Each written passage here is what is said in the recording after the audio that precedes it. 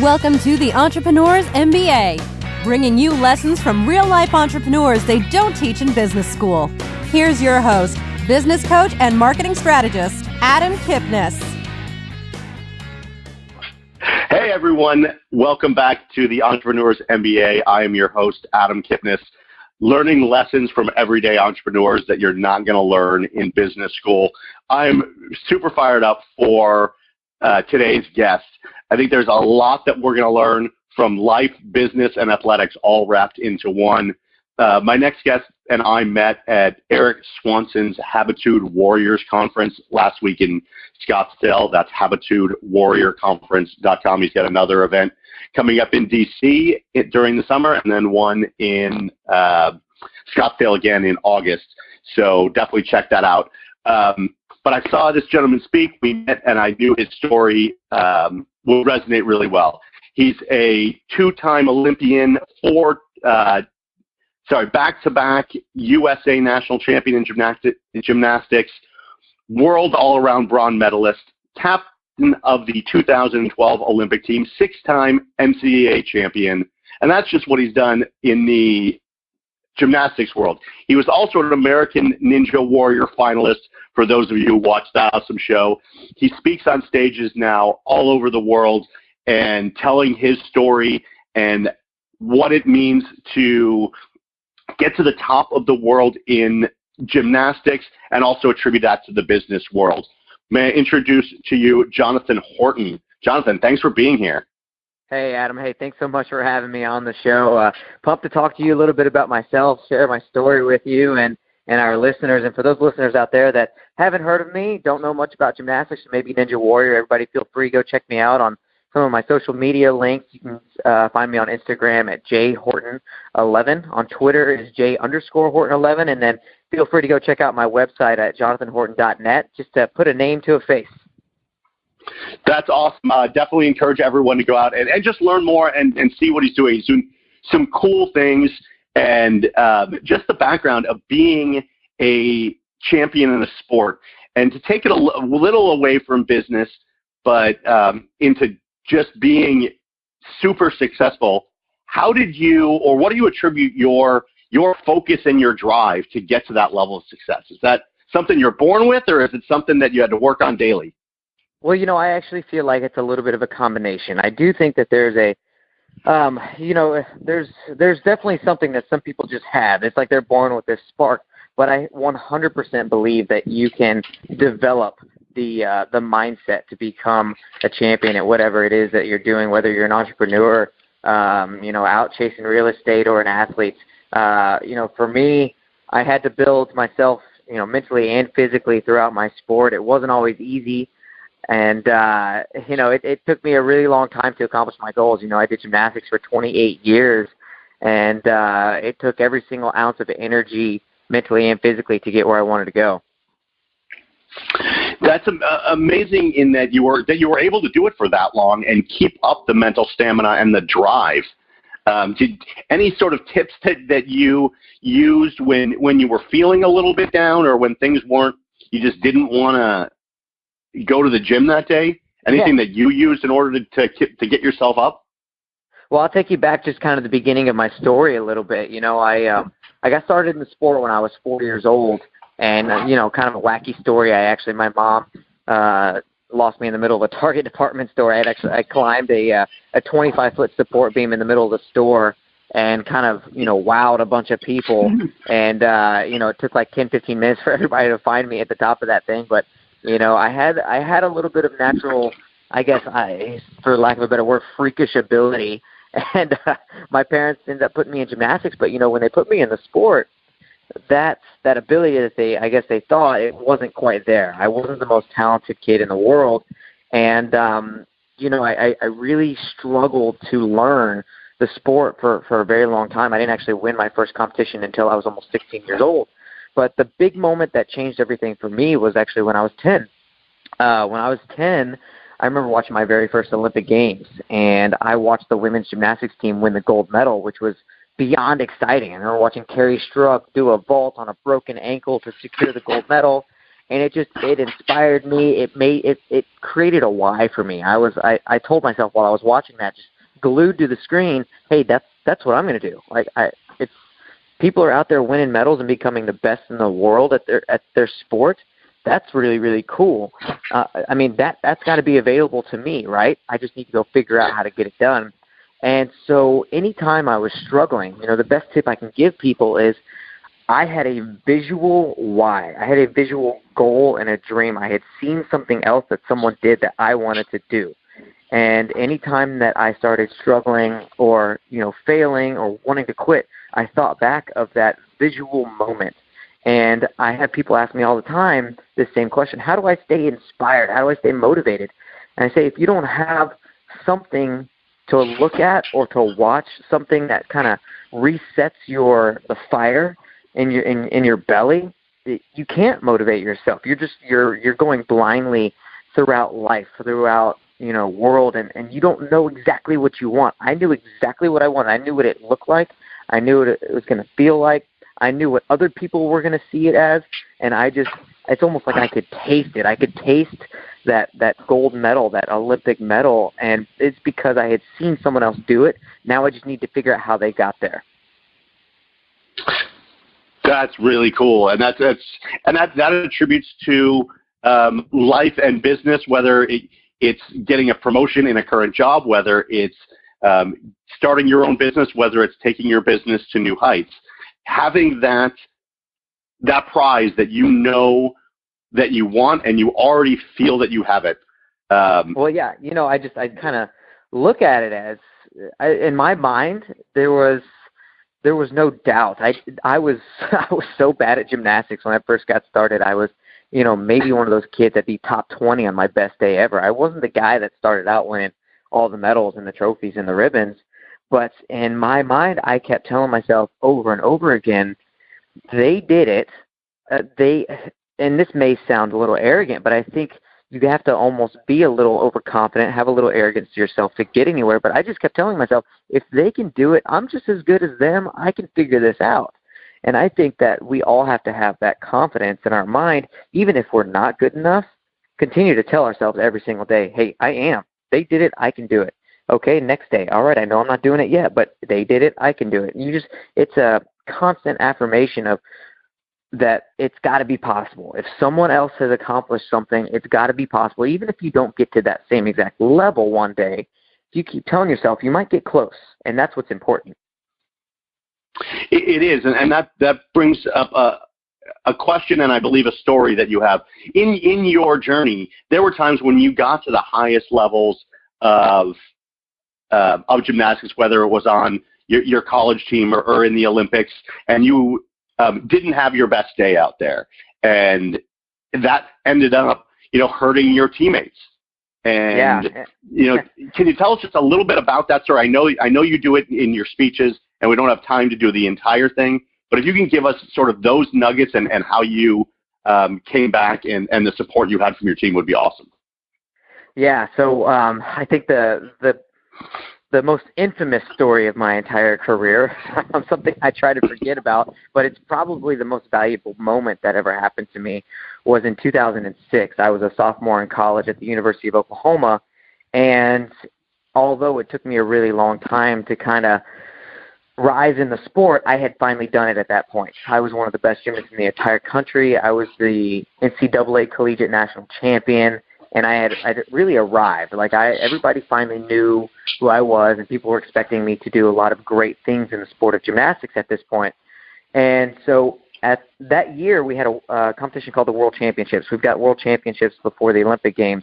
And basically, if you can make the world team, you're good enough to make the Olympic team. Well, I made my first world team, and in my mind and everyone else's mind, I was about to go to the World Championships. I was about to become a world champion. I was going to lead my team to this glorious victory, and, all was going to be gravy for Team USA. Well, I ended up leading my team to the worst performance in the history of USA men's gymnastics. I fell 6 times on 4 different routines, and we ended up finishing in a pretty abysmal 13th place. No team had ever done as poorly up to that point, or still now. That was the worst performance ever, even to this day. And the worst part about it was no one else on my team made any mistakes. I was the only guy that just fell all over the place. I was supposed to be the best. I was supposed to be the rock on the team. And I just, it was, I don't even know how to explain it because I don't even know what happened when I was there, but I just bombed event after event after event. And at that point, the United States Gymnastics lost all trust in me. Nobody wanted to associate with me. People were talking about how I'd never become an Olympian because even if I did compete well again, they wouldn't trust me. And it was just one of those moments where I was like, what am I doing? I go, oh, I should just quit. Like, I want nothing to do with this anymore. And, that it ended up becoming, I almost quit after that. That was one of the few times that I almost quit the sport of gymnastics. But it ended up becoming, I think to this day, the only reason that 2 years later I won 2 medals at the Olympic Games, because I turned that around. I made the decision that this is never going to happen again. I'm going to become the best competitor on my team. I'm going to do whatever is necessary. And I told myself that I was completely okay with being miserable for the next 2 years leading up to the 2008 Olympic Games. And I really did. I was training at 6 a.m. in the morning, going to class, training again in the afternoon, and then going to night classes, studying, going to sleep, doing that all over again. I literally did that for 2 years straight, and I was miserable. But it was all worth it when I made the Olympic team and then won 2 medals. And I really don't know if I would have been as successful at the Games had I not bombed like that at the World Championships. I needed that to, fire me up, to make me realize I was being complacent, that I was coasting, that I thought I was good enough when I needed to continue every single day to try to get a little bit better. And to it was just a perfect reminder that, life and business and everything that we're doing, I don't think we can ever beat it. We can't beat life. We can't beat business. All we can do is pursue perfection and try to get better every single day. Just learn something new and just inch a little bit closer to the next goal. And knowing that you had arguably your worst day, you couldn't have done any worse in that moment, right? And so I'm sure part of you that motivated you, but did some part of you say, that's as bad as it gets, and I'm still here, I'm still fighting, my team's still behind me, I still can make the Olympics? Some of that's got to feel good as well, being like, all right, if that's as bad as it gets, every day is going to be a little bit better. Well, the problem is of course I had that thought. I was thinking that's as bad as it can get. The truth is I did lose a lot of support. There were a lot of people that were really, really angry with me. But the really important people in my life came through and supported me. But, I I don't even know how to explain that moment because it was so bad. And in my mind, I was thinking, okay, sure, this is as bad as it gets, but what if it stays like this? What if I can't pull out of this hole? What if I have just mentally messed myself up and I'm never going to be able to perform a good routine at a competition again? And that was my first really, really big, major international competition. And then I was thinking, okay, well, finally I stepped up to the level of a world and Olympic competition. I can't handle it. So what makes me think I'm ever going to be able to handle it? And so there was a lot of fear. And there's a lot of fear thinking I'm never going to be able to pull through this, that I'm going to be stuck right here, and this is how it's all going to end. I'm not going to be able to move forward anymore. And so I think the only way that I was able to get out of that is by making drastic change. And when I went home, the competition at that World Championships was in Aarhus, Denmark. And as I was on the plane flying home, I remember just telling myself, it's time to make drastic change. I need to take action to do something else. And that's when everything happened. I changed my diet. I changed my sleep patterns, how I was studying, what I was doing. And I think for the entrepreneurs, people in sales and people in real estate or whoever is listening right now, if something's not working, you can't get stuck in what you're currently doing. You've got to go make drastic change, not just a little change. It's got to be big. Go completely remap everything you were doing, find a new path. And that's what I had to do because, I had become the best gymnast in the country. And I told myself, hey, I'm the best.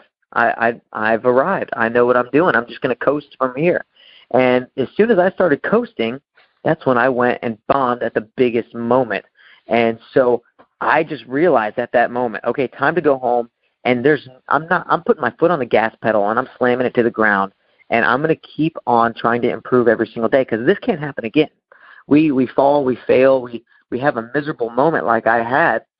And it's a moment like that makes us realize we can never let up. We just have to keep pressing forward. And I think that every single person is going to have a moment like that in their lives. You just have to decide, what are you going to do? Are you going to quit or keep coasting or accept the outcome, or put the pedal to the metal and go harder than you did before? And in making that decision and making those changes, who did you rely on? I mean, you've had coaches for your entire gymnastic career. Was it a coach that you sat down with and said, I need to change all of this? Was it a friend, a family member? Who did you rely on in order not only to help you make that decision, but to keep you accountable to actually doing it? Because there's only so much we can do ourselves. Oh yeah, all of the above. I had to rely on everybody, and I threw myself this big pity party. I felt really sorry for myself for a while. I didn't want to talk to anyone. I thought I could figure it out, but eventually, I remember like it was yesterday. I called my coach. I said, Coach, let's get together, and his name is Mark Williams. He's one of the best coaches, to ever grace the planet for gymnastics. And I said, Mark, let's sit down and let's map this out together. And that's what we did. I was in his office. I pulled my laptop open, and I started typing. Hey, here's the changes that need to be made. But not only did I have those meetings with my coach, sat down with my, who's now my wife, my fiance at the time. So I talked. My wife's name is Haley. So I sat down with Haley and tried to figure out, hey, what can I do differently at home? How can I eat better? How can I sleep better? How can I just make sure I'm doing everything right for this goal? Because I didn't want to, at the end of the day, have one regret. I wanted to make sure that even if I didn't make the team, or even if I made it and didn't do well, that I could look back and think, hey, I did everything I possibly could. I have nothing to be upset about. And, so I sat down with my wife and my family and friends and just had people help me. And I asked for encouragement. Hey, I need you guys to just back me right now, okay? I know I'm about to do some crazy stuff. I'm about to be obsessed with this gymnastics thing for a while, but I just need you guys to encourage me and understand I'm pursuing something right now that is absolutely insane, that very few people ever, go for. I just need you to support me, and that's it. And I think it's really important for us, as entrepreneurs, to ask those people that care about us the most, hey, just support there. Just support me. Be there for me. I know what I'm doing is crazy, but just love on me a little bit, and I promise this is going to pay off in the long run. And so I needed everybody. I needed everybody in my life to just understand what I was trying to do, why I was doing it, why it was important to me. And, luckily I had some great people, that were in my life, and they helped me out. And in the end, every single bit of it was worth it. Like I said, when you do it all right, and when it does pan out in the end, it's all worth it. That's amazing. And you proved it, because 2 years later, you're in the Olympics. 6 years later, you're the captain of the men's Olympic team. That's that's a huge leap, not only in stature, in coming back from your worst gymnastic day, but that's other people were relying on you to support them when you're chosen as captain.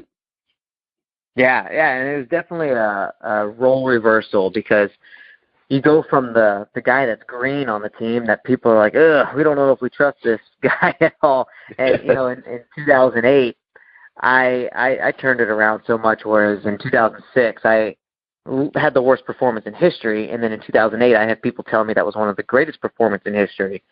And so, for me, I was the guy that I just wanted to lead by what I was doing, lead by example. But then I had to become a vocal leader, and I'm no longer the guy that's green on the team. I'm the expert. I'm the veteran. And this isn't going to sound old to our listeners, but in 2012 I was 26, and I was the grandpa of the team. Gymnastics isn't a sport of longevity. I think my next oldest teammate was 19. And, so it's a 26-year-old and a bunch of, 19-year-old guys, and they're like wide-eyed at the Olympics with 40,000 people in an arena, billions of people around the world, cameras in their face, and they're like, dude, what do we do? And so it was my job to kind of encourage them and calm them down and say, hey, look, I know this is scary, but we got this. Everybody just, relax and do your job. Just, follow me. Just I've done this before. Just follow me. And, I think we definitely go through different phases of our lives where sometimes we're the leaders, sometimes we're the followers, but I think we all have to understand how to play both roles. I think it's really important, especially as we start new chapters in our lives. Sometimes we gotta watch what other people are doing and surround ourselves with success and say, hey, I'm gonna do exactly what that person's doing until I become that person. And then you have to understand you got to give back, because there's going to be people that are going to be looking to us wanting to know how we did it. And you simply have to just show them, hey, I'm doing what you're doing. I followed someone for a while until I became who I am. And, so that was always my mindset is, just be there for people and just encourage them and also help them understand I went through exactly what they're going through. I love that point, because I was thinking to myself, my next question is going to be, how do you tell the folks out there that maybe don't think they have the natural ability to be Olympic athletes, and I'm putting Olympic athletes in air quotes because it could be whatever career or business they are that they want to get to the top of, and they're like, well, I can't do that. He's got something that I don't have. But you just said it right there. It's following the path that someone else laid out for you and seeing it. So I love that you said it, because you answered the question before I asked it. But that leads me to a final question. We've, in the Olympics, you saw Carrie Strug and you followed sort of her path, obviously a little bit differently, but there are gymnastic meets, and then there's your high school team, and then there's your college team, and then it's getting involved in the USA team, and there's a path to follow that if you're of single mind, single focus, you can follow that path, and you did. Now you are in the business world. You're getting clients who you coach and consult with. You're getting on stages and you're telling your story. You're working on your autobiography that's going to be part of this story that'll go along with your presentations, and you're putting together a course for young athletes. That's a lot of things to do. So you went from singular focus to now you've got 5 or 6 different focuses. You went from a path that was pretty well scripted in the gymnastics world to now creating a path of your own where you have to find people that have done it. How are you making that transition, and what have you done that's made you so successful in it thus far? Yeah, no, so that's a great question, and it's been an interesting transition for me because you're right. I was such a singular focus. I was, just tunnel vision on the goal. But, for me, I still kind of only have one goal. My goal is to take my experience as an athlete and to inspire people with that experience in whatever they're doing. I've just found that I can relate to people, not just a few people, everybody. I really don't feel that there's such thing as an overnight success. It just doesn't really exist. And there are people that hit success quickly, and people always bring up the lottery. The lottery is not real life. But anyways, I don't believe that anything happens fast. And I just want people to know from my story and my book that I'm writing and everything else that I'm doing that it's okay to struggle. It's okay for things to take a really long time. And one of the points that I really like to share with people is I feel like we've kind of got a little bit of a sickness. It's a plague in our society right now, and it's called instant gratification. Everybody wants everything now. They, with social media and Google and YouTube, it's like the internet, it gives you what you want right away when you want it. The one thing it doesn't give you is freedom. Freedom is financial freedom and success. You can go and look up anything and get the answer to your question right away. But people have started to feel like, hey, I should be able to do everything right now and be able to get everything done fast. And I want people to see, hey, even an Olympian struggled for a really long time. I have more second-place finishes than anyone in history of USA men's gymnastics. I led my team to the worst performance in international history. I fell. I failed. I did all of these things. But in the end, which took me 28 years, I finally got where I wanted to go. And so now at this point, sure, I want to write a book. Well, I've got people that have written books before that are helping me. Again, I'm going to follow their path. And I've gotten into the speaker's world. I've been speaking for about 8 years now, but I'm not the best speaker out there. But I'll tell you what, I've been studying and researching and reaching out and trying to surround myself with some of the best speakers. And I'm writing curriculums, and I've got programs that I'm helping people with. I'm doing coaching, but I'm not making my own path. I'm simply following someone else's, and in a way, someone may have walked theirs, I'm running or skipping. I may be following it, but I'm still doing my own thing, doing it my own way. And I think that's what we have to do. There isn't a single profession, there isn't a single person on the planet that has ever walked a path to success that hasn't already been laid out before them. And I think of a guy like Jeff Bezos, the CEO of Amazon. Sure, he's had massive success, and people can say he's done something that no one else has ever done. But I guarantee he surrounded himself with other successful people that helped him and showed him, hey, here's how to run an internet company. Here's how to sell books, which that's all he started doing in the beginning. Here's how to do this. Here's how to do that. And he listened and he learned. But still, he figured out how to walk or run or take that path in a different manner. And so that's all I'm trying to do. I'm not doing anything. I'm not reinventing the wheel. I'm just doing something different and unique in a way that's already been done, and I want people to experience it from my view, from my world, and hopefully it will inspire them to do the exact same thing. That's awesome, and for everyone listening, listen to that last 2 or 3 minutes that he just talked about. You can forget about everything that he did in his career leading up to it if that's not important, but that last 2 or 3 minutes about following the path, about learning from others, about knowing that the most successful people in the world still followed somebody else's path, put their own spin on it, put their own way of doing it, maybe tweaked it a little bit to their personal needs, but they still followed what other people were doing, whether it's writing a book or whether it's getting on stages or whether it's getting more clients or whether it's forging your own business or taking to the next level. I really appreciate that. And last thing for me, you were 10 years old. You saw Kerri Strug in probably one of the most memorable, iconic moments in at least American Olympic history. And, then you found your way to the podium yourself. What was going through your head when you were on that podium with everything from that first second of saying, I want to do that, to being on the podium representing your country and having ultimate success? What were you thinking at that moment? Oh, honestly, the first time I stood on the podium, I wasn't by myself. I was with my 5 other teammates.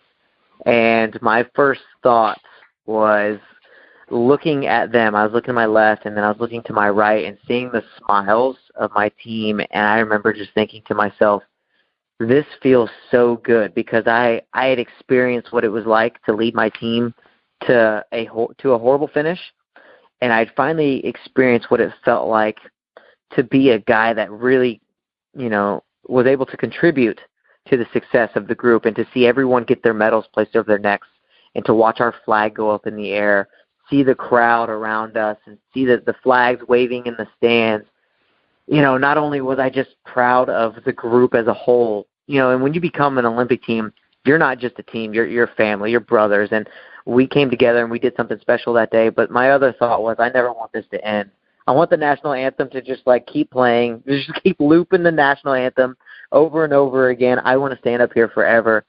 But that's, something those moments don't last forever. So we really have to soak them in with every single little, moment that we can, because the good moments don't last long and the bad moments seem to last forever. But that's just life. It's a roller coaster of up and down, and it's just special. And anytime I got to stand on the podium twice, once by myself, once with my team, and anytime you get to do something with other people and you accomplish it together, it's phenomenal.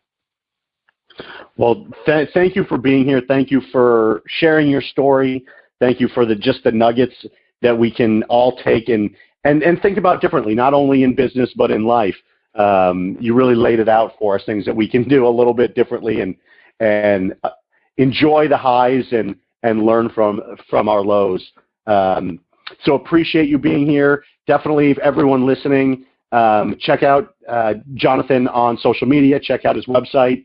And obviously for your local events, corporate events, he's a phenomenal speaker. You heard some of the story. There's more to it that is just so inspirational and motivational. So encourage you to reach out to him. And Jonathan, thanks for being here. I really appreciate it. Yeah, thanks so much. Had a blast. Great. You've been listening to the Entrepreneur's MBA. Download Adam's free book, How to Make More Money in Your Business, at www.freebookfromadam.com.